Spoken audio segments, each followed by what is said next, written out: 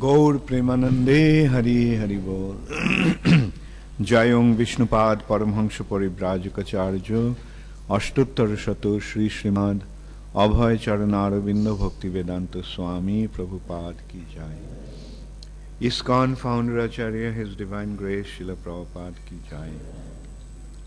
Jayong Vishnupad Paramhansha Paribrajikacharya Ashtuttar Shato Shri Srimad Bhakti Siddhanta Saraswati Thakur Ki Jai. Ananta Koti Vaishnav Vrinda Ki Jai. Namacharya Srila Haridas Thakur Ki Jai. Hem se kaho Shri Krishna Chaitanya Prabhu Nityananda Shri Advaita Gadadhar Shiva Shadi Gaur Bhakta Vrinda Ki Jai. Shri Shri Radha Krishna Gop Gopinath Sham Kunda Radha Kunda Giri Govardhan Ki Jai. Shri Vrindavan Dham Ki Jai. Shri Mathura Dham Ki Jai. Shri Jagannath Puri Dham Ki Jai. Shri Mayapur Navadvip Dham Ki Jai. Ganga Mai Ki Jai. Jamuna Mai Ki Jai. Bhakti Devi Ki Jai. Tulasi Maharani Ki Jai. Harinam Sankirtan Ki Jai. Samabeto Bhakta Vrinda Ki Jai. Gaur Premanande Hari Hari Bol. All glories to the assembled devotees. All glories to the assembled devotees. All glories to the assembled devotees. All glories to Sri Guru and Sri Gauranga. All glories to Srila Prabhupada.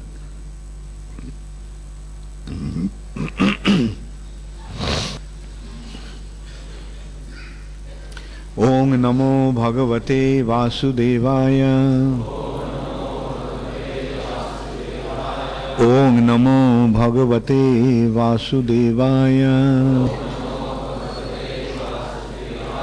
Om Namo Bhagavate Vasudevaya. Narayanam Namaskritya Naranchaiva Narottamam Devim Sarasatim Vyasam Tato Jaya Mudiraya. So yesterday I mentioned that we'll discuss about the second verse of the first canto, first chapter today. It's a long verse and it seems they're having difficulty writing it.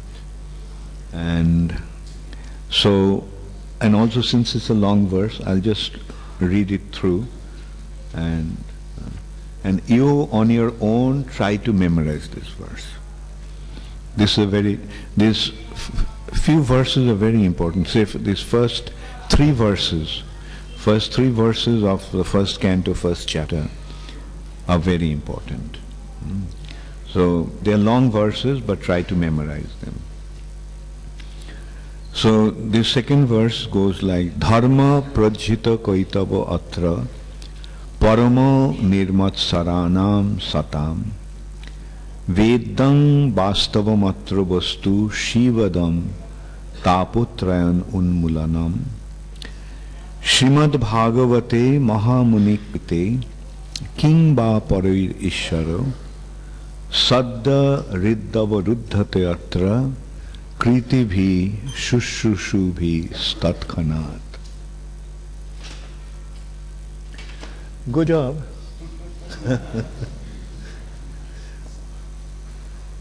Anyway, so how many of you are going to memorize it?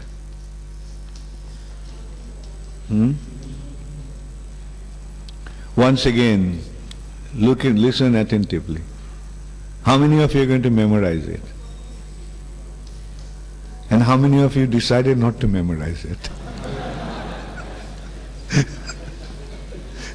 So everyone try to memorize this word. Okay.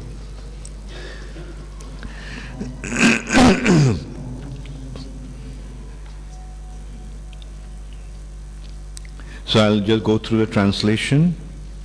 This also has a long purport, so I'll just cover a part of the purport. Translation: completely rejecting all religious activities. Completely rejecting all religious activities which are materially motivated The religious activities that are materially motivated, completely rejecting them, this Bhagavat Puran propounds the highest truth, which is understandable by those devotees who are fully pure in heart. So, listening, who can remember, who can understand Bhagavatam? Huh? I'm listening to you, but I'm not hearing anything. Okay, how many of you understood? Or raise your hand. Okay, Madhavendra Puri, what's the qualification? Very good. Those are pure in heart. And what is Srimad Bhagavatam? Anybody? What is Srimad Bhagavatam? Yeah. Yeah, but rejecting what?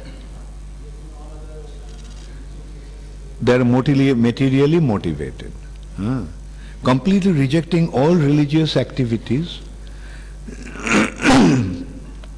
which are materially motivated. This Bhagavat Puran propounds the highest truth, which is understandable by those devotees who are fully pure in heart.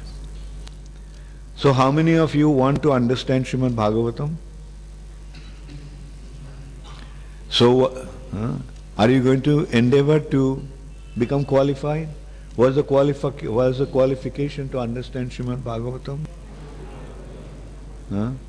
How many of you understood what are the qualifications of understanding Srimad Bhagavatam? Raise your hands.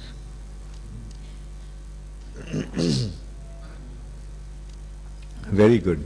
Very impressed. So we have to purify. Now the question is, how to purify your heart? How many of you know the secret of purifying your heart? Raise your hands, those who know. The secret of purifying your heart. Okay, Jaya? Very good. By chanting, do you say Hare Rama? Hare Rama. Anyway, either way, Hare Krishna, Hare Ram also. So that is the way. Cheto Darpana Marjanam. What does the chanting of the holy name do? The holy name purifies the heart. Cheto Darpana Marjanam Bhavo Mahadavagni Nirvapanam. Do you want to become free from material suffering condition? So, just chant Hare Krishna.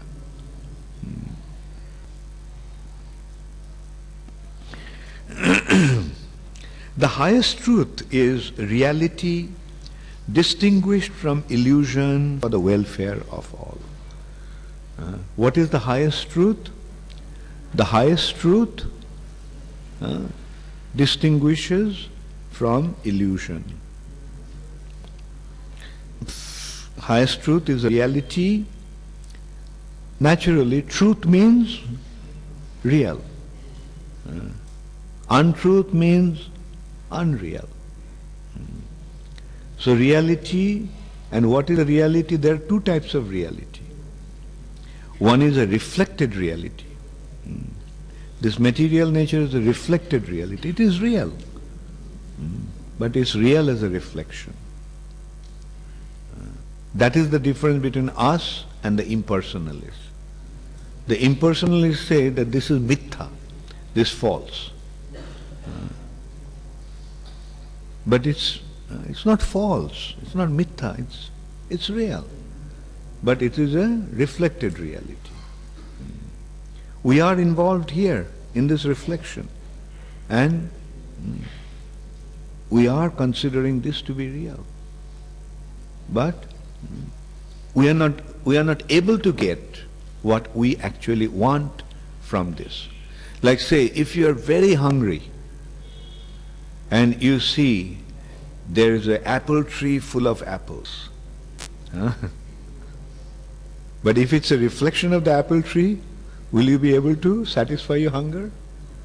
Can you get the apple from the reflection? That is the problem. Because it's reflected reality, what we want we cannot get from here. Therefore we are always dissatisfied. We are always discontent. We don't get what we want. We endeavor to get it. And even though it appears that we got it, but still it doesn't satisfy the heart. So in the reflection, you may even catch almost catch the apple. But can you eat that apple? No.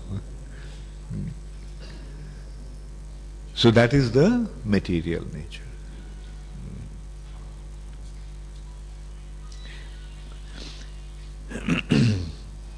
Such truth uproots the threefold miseries. This kind of truth uproots the threefold miseries of material nature. How many of you know those threefold miseries of the material nature? Please raise your hand. Okay. How many of you don't know? हाथ उठाने को भूल गए हैं ना, क्या नहीं जानते हैं? हाँ, की व्यापार हाथ उठाओ नहीं क्या ना? Okay. Threefold miseries. What are the threefold miseries? How many of you don't know? Okay. So the threefold miseries are three types of miseries of the material nature. They are known in Sanskrit, they are known as Adhi Atmik, Adhi Bhautik and Adhi Daivik. Now you remembered. Okay. Adhi Atmik means miseries caused by the body and mind. Adhi Bhautik, the miseries caused by other living entities. And Adhi Daivik, miseries caused by demigods, devas, that come in the form of natural calamities. That's caused by the demigods. So everyone in this world is subjected to these threefold miseries. So these are threefold miseries of the material nature. No one can avoid. The richest man, can he avoid the miseries?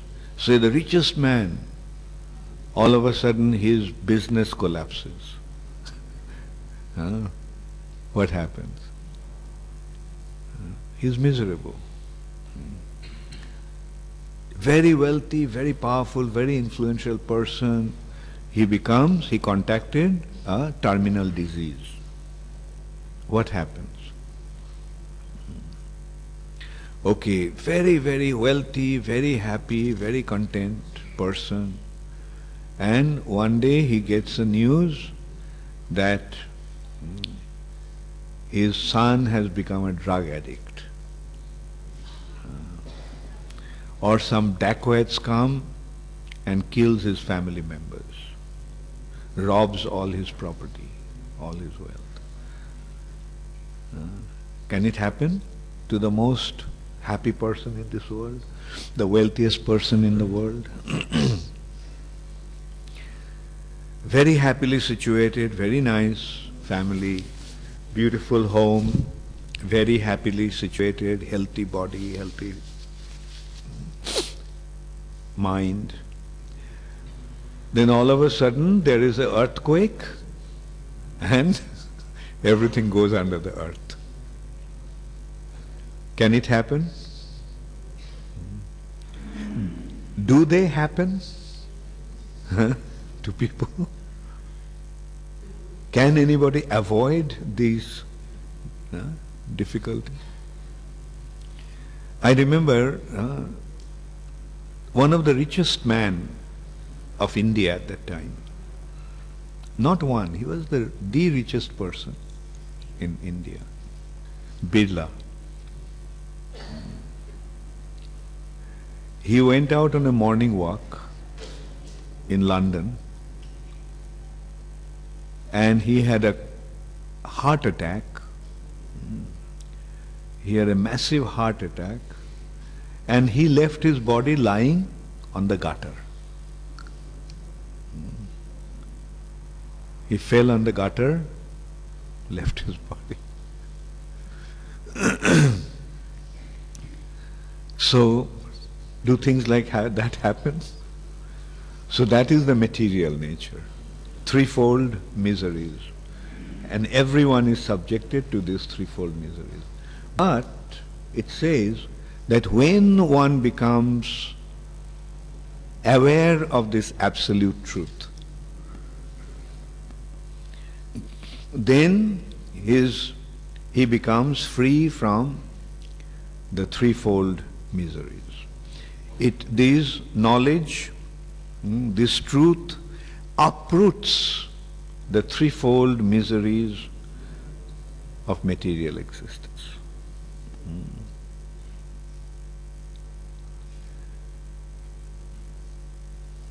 Now, is it true?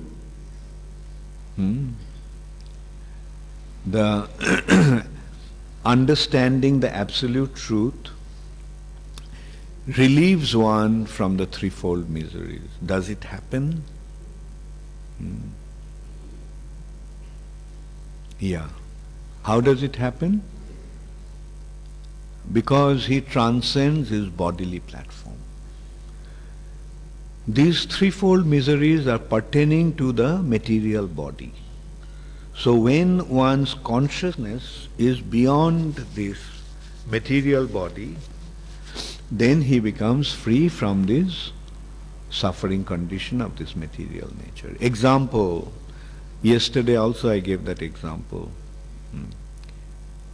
that when one is having an open heart surgery. How many of you had open heart surgery here? Mukunda Hari, you are the only one. It's very good. So you are the only fortunate soul.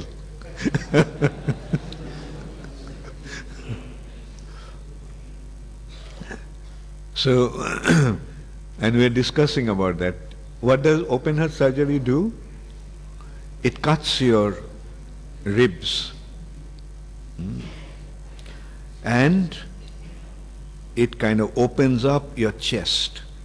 Can you imagine? Your chest is wide open, the whole thing is cut, and then they operate the heart. So I asked Mukunda Hari whether he felt anything about it. How did he feel? He said he didn't know what happened, whether anything happened to him. Question, why not? Somebody opened up his heart. Can you imagine if somebody even pricks a pin in your heart, how will you feel? Huh? You feel so painful.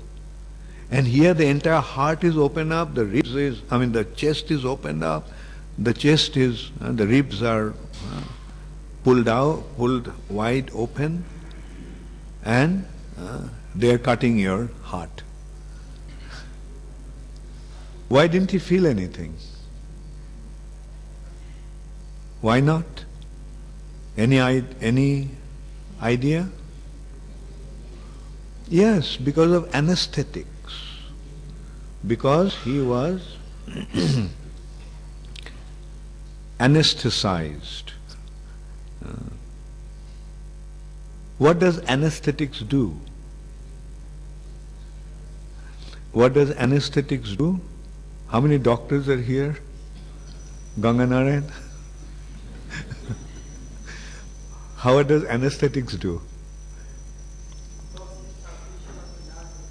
Very good.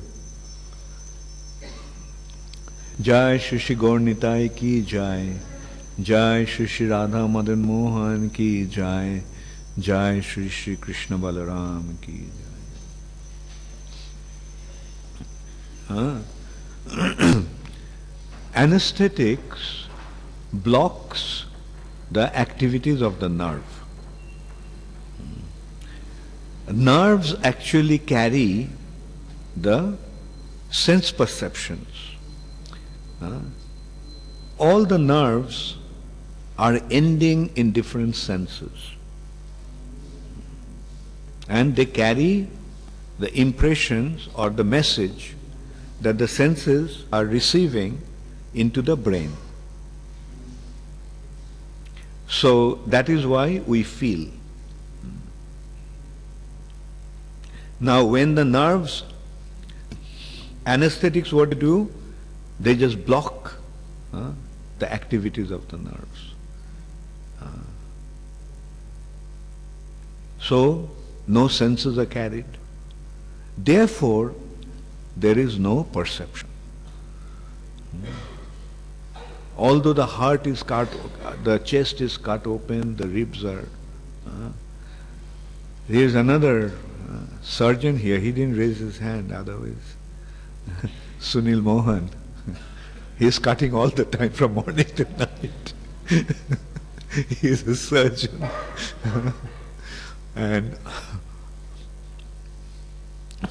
But do your patients scream, Sunil Mohan? Did you ever hear any of your patients screaming? Why not? Again, anesthetized. Because the senses, the perceptions are carried by nerves, and when the nerves are not carrying senses, then you don't. Now, the nerves are actually carrying the senses of the body. It is through the nerves that we are in body consciousness. And artificially, the anesthetics stop the activities of the nerves, and therefore there is no perception of the body. Now, when one sees the absolute truth, then where is his consciousness? What do we call this? Krishna consciousness. Our process is known as Krishna consciousness. So, where is the consciousness? Consciousness is in the body or in Krishna. So when consciousness is in Krishna, then the body consciousness is there? No. So that is why what happens to the body, they don't register. It is not that things don't happen to the body. Things do happen to the body, but they don't register it. They don't feel it. That is the difference. Okay, so I said threefold miseries, right? Say,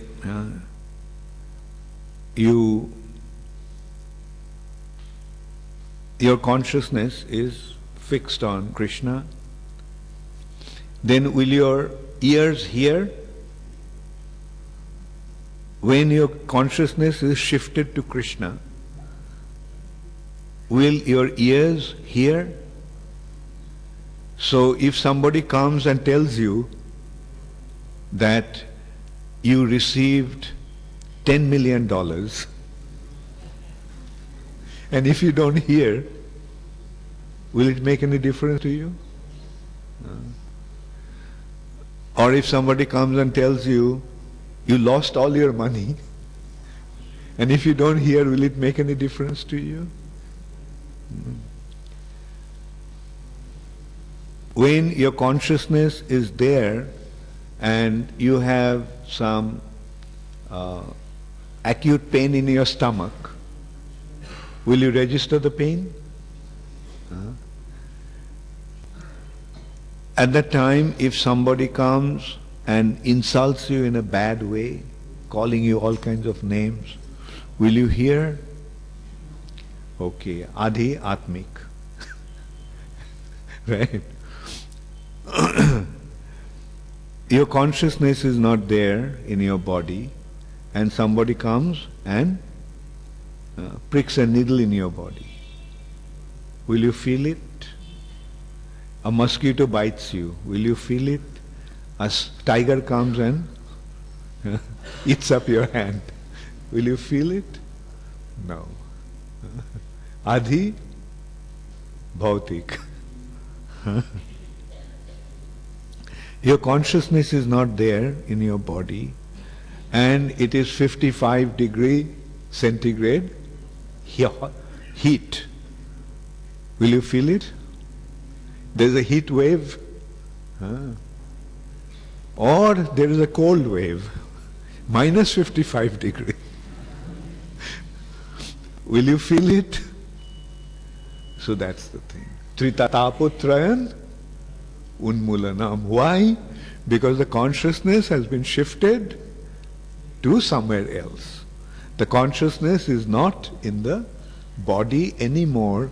Therefore, there is no consciousness of pleasure or pain. Ultimately, it's just a matter of pleasure and pain. That's the only thing that we know. Either it's pleasing to our body or painful to our body. So tapotrayan unmulanam, alright? By seeing the absolute truth, such truth uproots the threefold miseries. The beautiful Bhagavatam compiled by the great sage Vasudev in his maturity is sufficient in itself for God realization. This Bhagavatam, which has been compiled by Srila Vasudev, is sufficient in itself for God realization.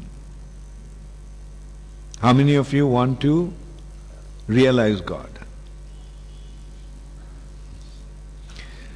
And what is the best way to realize Him?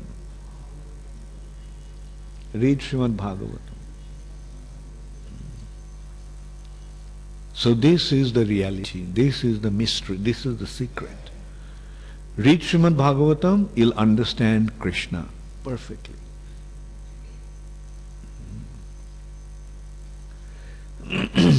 What is the need of any other scriptures? So when you have this Srimad Bhagavatam, what is the need of any other scriptures? Just this scripture is good enough. Therefore Chaitanya Mahaprabhu preached with these two books only. He had only these two books.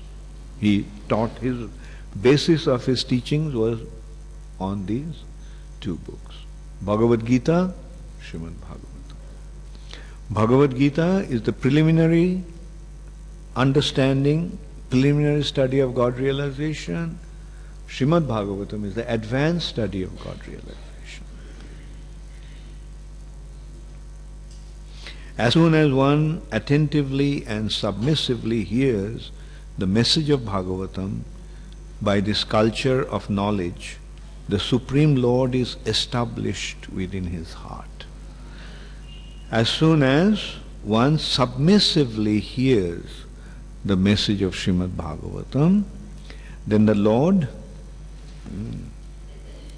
becomes established within his heart, meaning Lord appears in his heart. The Lord manifests himself in his heart. So study Srimad Bhagavatam and Krishna will appear in your heart.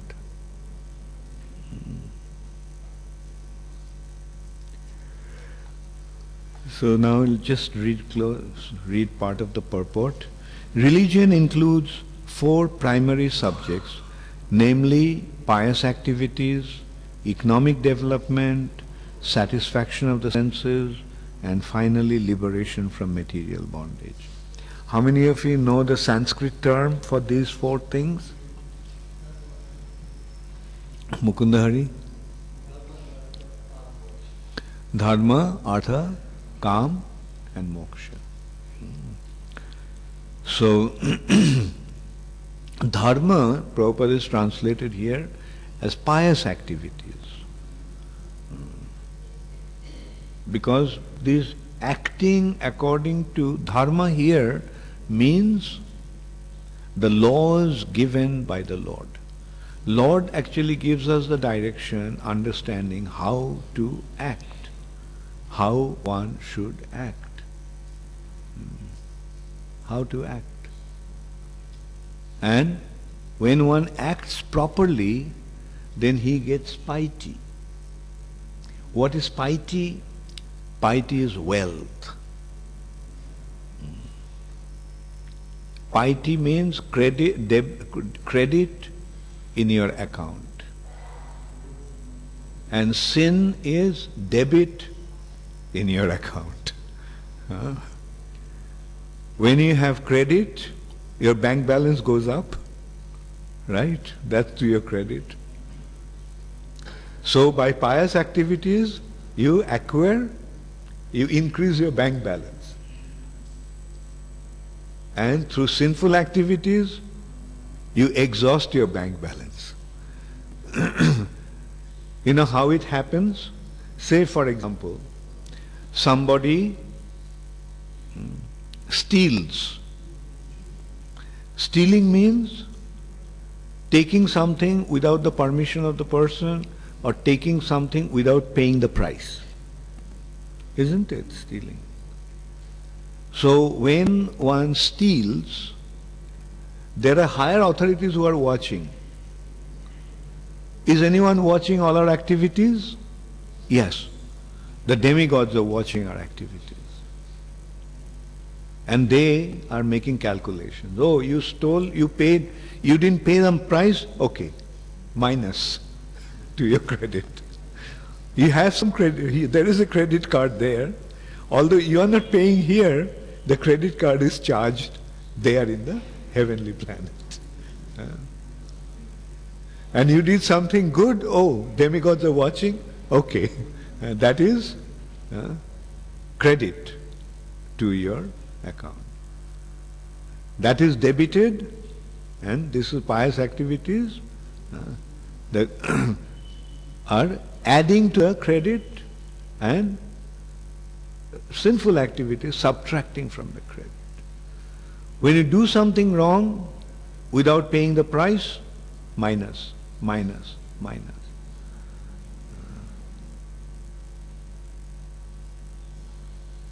So, do you want to take something without paying the price? Now? And not only you'll pay there, you'll have to pay there with the fine. So when you know that, would you ever like to do that? No. So that is the intelligent thing to do. So dharma, acting properly, gives one the credit. And when you have a lot of bank balance, then what happens? When you have a lot of asset, lot of bank balance, then you can go and buy whatever you want. Okay, I like this car. How much? 3 crores rupees. A Rolls Royce. Okay. You have hundreds of crores in your account. Does it matter to pay 3 crores? So that's what actually happens on a subtle sense. You have so much wealth there, and you desire. Well, it's a nice thing, I wish I had that. Immediately, it is delivered to your doorstep. So this is how piety is actually subtle wealth. An intelligent person do not really care so much about the gross wealth, which is money. Nowadays we are seeing, it is becoming subtle. Like nowadays nobody carry a purse. I remember when we were young, our back pocket where we used to keep the money bag, everybody's back pocket was swollen. But nowadays nobody carries a purse on his back, hip pocket. What he carries is a credit card. So he goes, buys something, okay, here's the credit card. Especially in the West, don't you do that all the time? Do you carry money to buy the things in the shop? No, credit card. So similarly, there is a credit card there, more subtle. And who is keeping the account there? There, in that one, you don't really have to keep the accounts. The demigods are keeping the accounts. So that is why calm, artha leads to calm. What is calm? Calm means material enjoyment. What is material enjoyment? Material enjoyment is fulfillment of desire. Don't you feel happy when your desire is fulfilled? Oh, I wished I had this. I wish I had this. And when you get it, how do you feel? Oh, I wish I had that. So a happy man is he who can very easily fulfill his desires in the material sense. But ultimately, in spite of all the enjoyment, what one understands. Ultimately, one understands that this is a place for suffering. I'm suffering, no matter whatever I do. No matter how much I endeavor to enjoy, I'm suffering. And then he realizes what this is a place for suffering. So do you want to stay in a place for suffering? If there is a fire in the house, do you want to stay in that house? What do you want to do? You want to get out of the house immediately because you know if you stay there, you'll suffer. So similarly, when you recognize that this is a place for suffering, what are you naturally going to do? Get out of here. So that is what? Moksha, liberation. So these are the four these are the four activities. The culture of knowledge, Prabhupada is saying, the religion includes four primary subjects, namely pious activities, economic development, satisfaction of the senses, and finally liberation from material bondage.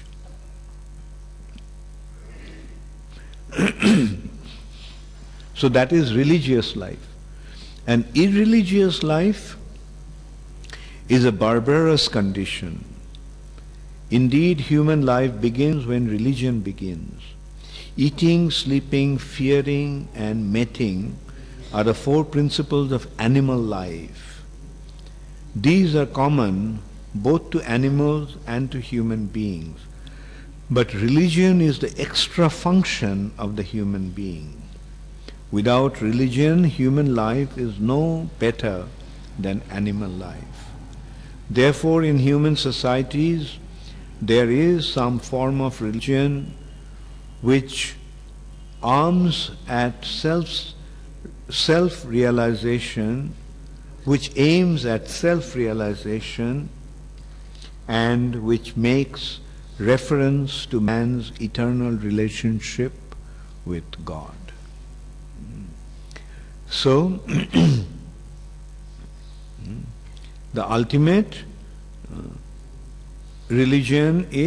ultimate form of religion is to develop our relationship, eternal relationship with the Supreme Personality of Godhead. Therefore, what should be the ultimate goal of life? The ultimate goal of life should be to develop our relationship with Krishna, and which begins with self-realization. Self. Who are we? Who are we? What is the answer? What is the proper answer? Common answer is, I am this body. I am the son of the person who gave me this body. I belong to the family in which this body appeared. Jai Shri Shri Gaur Nitai ki Jai. Jai Shri Shri Radha Madan Mohan ki Jai. Jai Shri Shri Krishna Balaram ki Jai. Jagat Guru Srila Prabhupada ki Jai. Gaur Premanande Hare.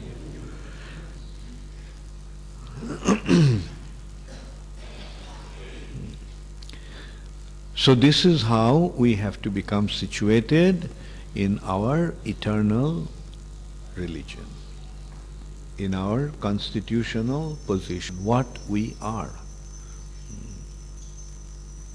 We are from the spiritual world, therefore we have to go back to the spiritual world, and only when we do that we'll become perfectly satisfied.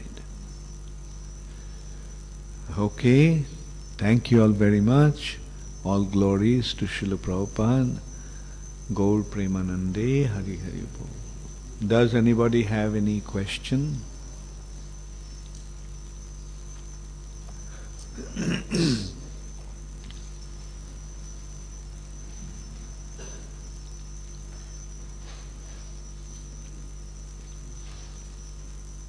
Hare Krishna Guru Maharaj.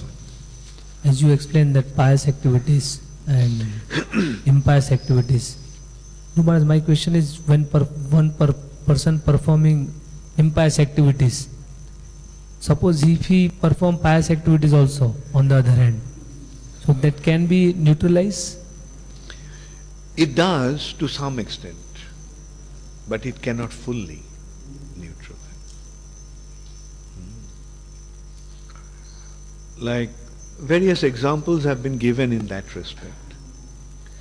Like there is a tree. You cut the tree.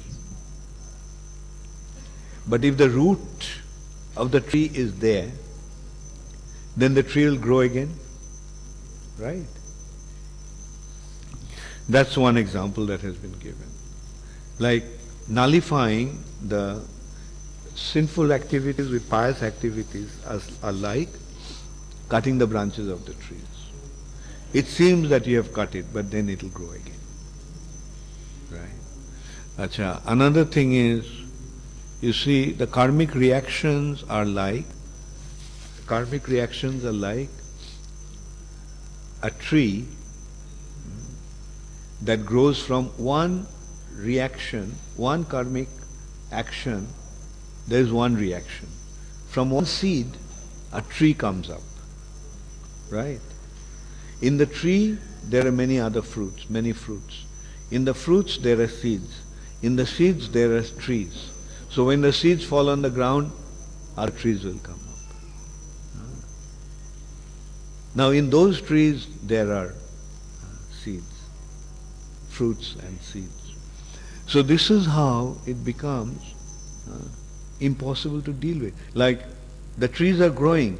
You see, you may cut one tree, but 25,000 fruits have already gone out. Right? With the seeds in them. So how are you going to deal with them? So by the time you cut 25,000, 5,600 trees have already come up.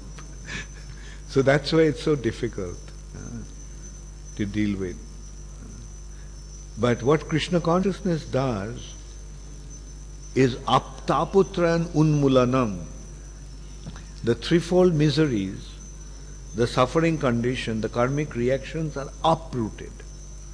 When the tree is uprooted, then there is no possibility for the trees to grow. The seeds are there, but if the seeds are fried, will they fructify? So Krishna consciousness fries all those seeds. Right? So that is why Krishna consciousness is the only way to become free from all sinful reactions. As Krishna says, ahantang sarva papebhyo moksha ishyami. You surrender unto me and I will free you from all your sinful reactions. Right? Thank you very much, Guru Maharaj.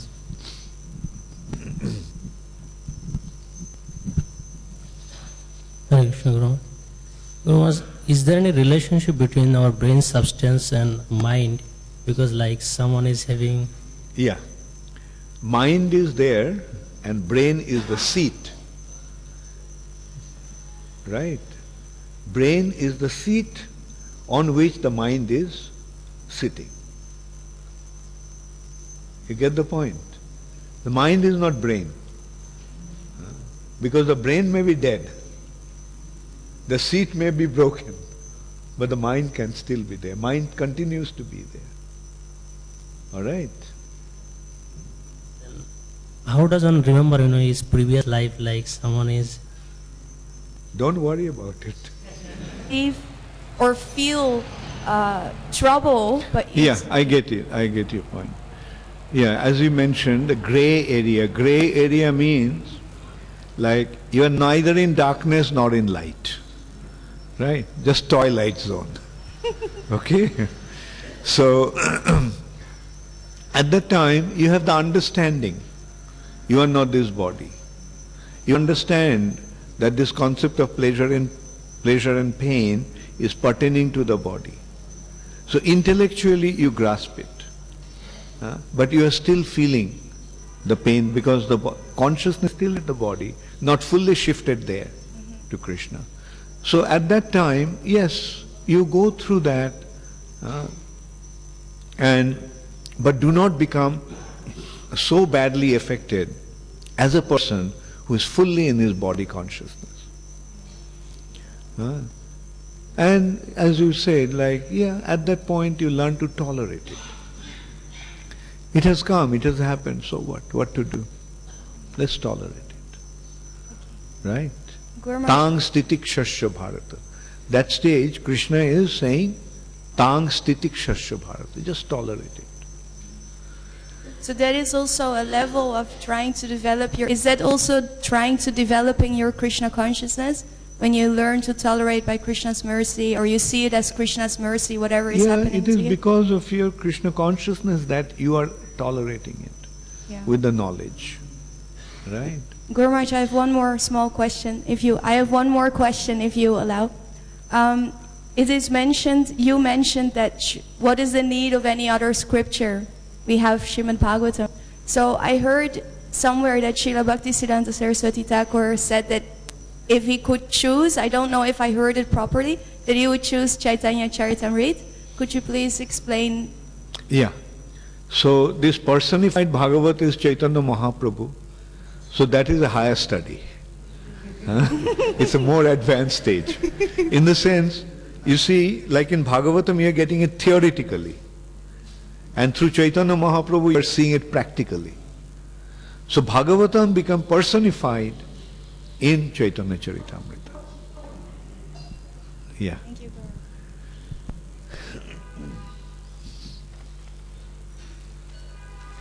This one, no name? It came from you? Oh, very nice. You have a nice handwriting. Nimai? Hare Krishna Guru Maharaj, Dandavat Pranam. As I learnt in Krishna consciousness that the movement of living entity develops a desire to enjoy independent of Krishna. It enters in material nature under false conception of as an enjoyer and proprietor, and as a result the intelligence gets affected by these modes of nature, and subsequently mind becomes material. As a result, incessant material desires bind soul into material whirlpool. Since sense objects enters into mind in the form of desires, and it seems difficult to separate it from material mind. So question is, what is the hope for one, what one should do to intensify his or her purification to release from this nasty suffering situation? The question is, what is the hope for one? What should one do to intensify to purification, to release from the nasty suffering situation? Whether one should intensify to purify intelligence by religious. What is SBG? Okay. Or go for more chanting. Well, as you say, the question is how does one, what is the hope? The hope is the holy name, and at the same time hearing and chanting, chanting is important and hearing is important. Both are important, right? Reading Bhagavatam is hearing, right? And the thing is that we can approach this question this way. Say, you mentioned chanting and reading Srimad Bhagavatam. Like, of these two, which one is more effective, right? Okay, what of a person who is illiterate? Consider his case. What should he do? He can't read. Can he read Bhagavatam? Does it mean he's hopeless? No? Then what's the hope? Right. So in that sense, chanting is important, but not only chanting, hearing. He may be illiterate, but he can sit in a Bhagavatam class and hear. So that is how he'll get the benefit. So both are important, hearing and chanting. Ananda, give him the mic.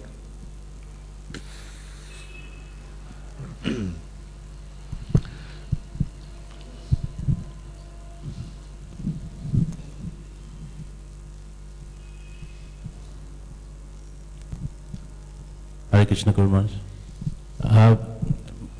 My question is, why do we have to suffer the consequences of negative actions in society, such as, for example, natural calamities and things like that, which occur if it's a reaction from things like cow slaughter or something? Why do I have to suffer that? Because it is the reaction of your sinful activities. You see, natural calamity is taking place because of the massive reaction. You see, when the collective reaction, collective sinful activities, reach certain point, then the demigods take action, right? They have their way of doing it. They bring all the sinful personalities in one area, and just one earthquake taken care of. Right? So it's not that why do I have to suffer the natural calamities? Rather, the natural calamities are happening because of your sinful activities. It's not happening just by chance. We have some questions. Acha, the mic was here. Did anybody have a question? Yeah, Devavati?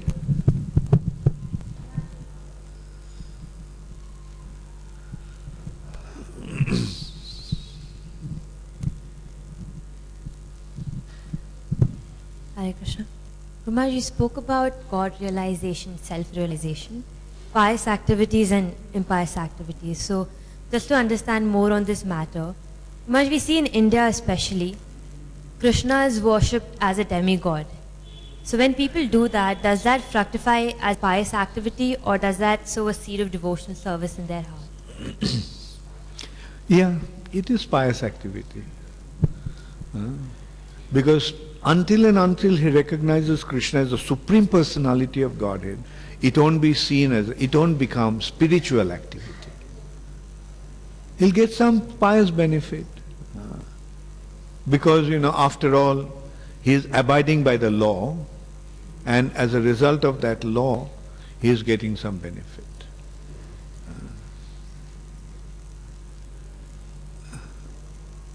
Yes, give her the mic.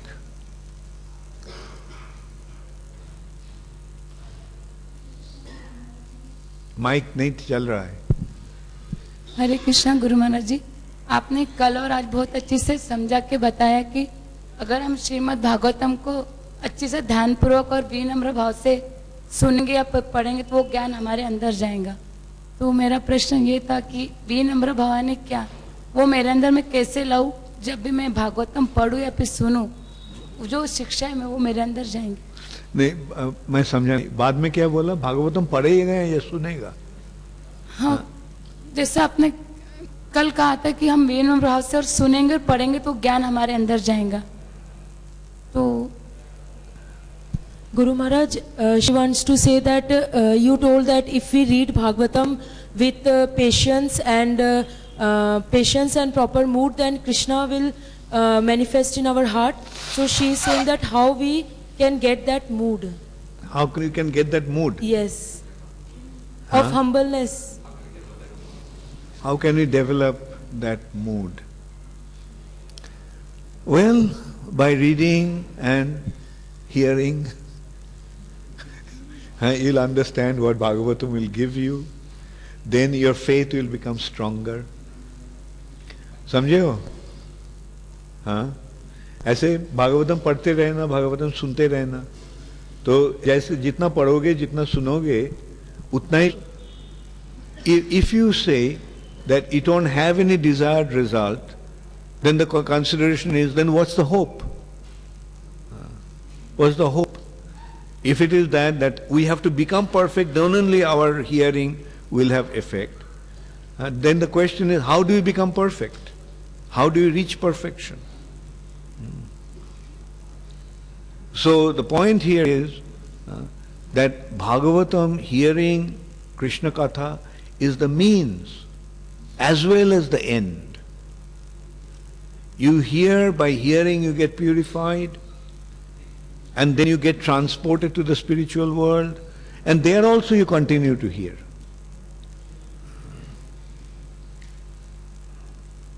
And don't worry about the forgetfulness of the body, rather engage the body in the service of Krishna. Don't forget the body.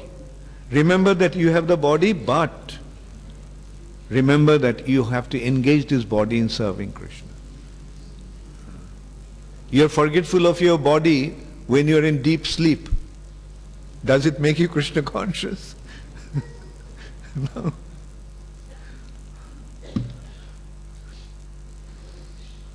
Okay, next question is from Prashant, Mayapur base. Oh, I thought it's from Mayapur. Mayapur base, Bhopal. Very good. Very good, Prashant. Hare Krishna Guru Maharaj, please accept my humble obeisances. So many times I am trying to control my mind, but I have no determination to control it. When I go outside, at that time, so many unnecessary thoughts come in my mind. How can I develop my determination? Okay, that you are recognizing that it is happening, that itself is a good sign. Now, if you realized that your mind is not being controlled or being uncontrollable and all kinds of undesirable thoughts are coming to your mind, I will say that itself is a good sign. That itself is a sign of sincerity. So you continue in this way, and mind you, this is happening because you have come to Krishna consciousness. You are thinking in this way, you are becoming conscious of your shortcomings because you have come to Krishna consciousness and because you are practicing the process of Krishna consciousness. So at this point what you need to do is just continue to practice the process. And in course of time you will get the desired result. Don't worry about it. Thank you, Prashant. So next question is Ravi from Dallas. If we don't have pure hearts, when we start to read or hear the Srimad Bhagavatam, if we are still trying to be sincere, will our hearts become purer? Yes. Even the point is, I will answer your question, Ravi, in this way, that there is dirt in the room. Now, when you start cleaning the room, still some dirt is there, although you are cleaning. It's not that the moment you start cleaning, all the dirt will disappear. It's a process through which you have to sweep the dust.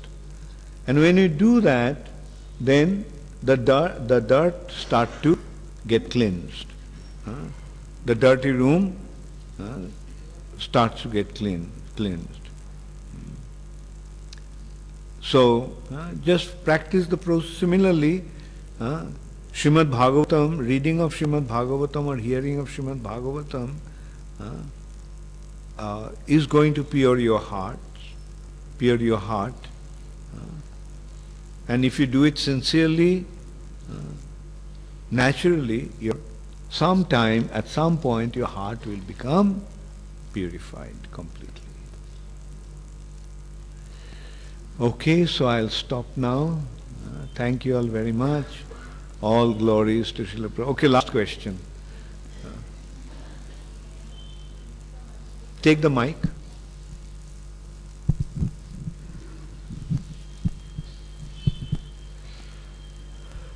Hare Krishna Guru Maharaj, thank you for the class.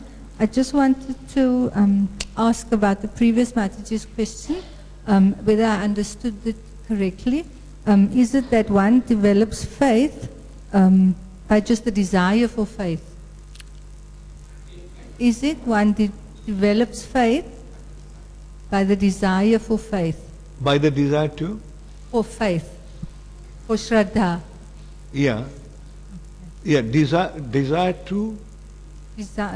One develops faith by just to have the desire to obtain the faith. Yeah, right. You like you develop faith in the process and you practice and the result comes, right? And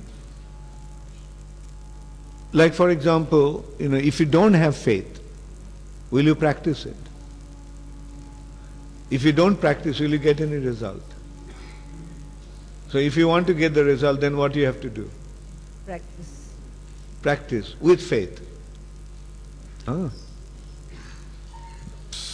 Prabhupada is also saying that just practice the process. With faith, no faith doesn't matter. Just practice the process. And Prabhupada gave the example of taking the medicine. Even if you do not know what the medicine is going to do, but if you take the medicine, will it cure the disease? Yes. Right? Similarly, the process of Krishna consciousness is the medicine. Practice it, and the result will be there. Chant 16 rounds, follow the 4 principles, right? And the result will be there. Whether you have faith or not. But faith will have its necessary benefit. And gradually the faith will develop. Say for example, you're taking the medicine and you start to get cured, you start feeling better. Will your faith in the medicine develop? Then you will say, okay, yeah, I have to take the medicine because it works. So similarly, initially you may start without faith, but as you practice and get the results, your faith will develop. It will happen naturally. Okay? Thank you, Guru. Hare Krishna. Gaur Premanande Hare Hare. Srila Prabhupada ki Jagat Guru Srila Prabhupada ki jai. Shamaveta Bhakta Vrinda ki jai. Gaur Premanande Hare Hare.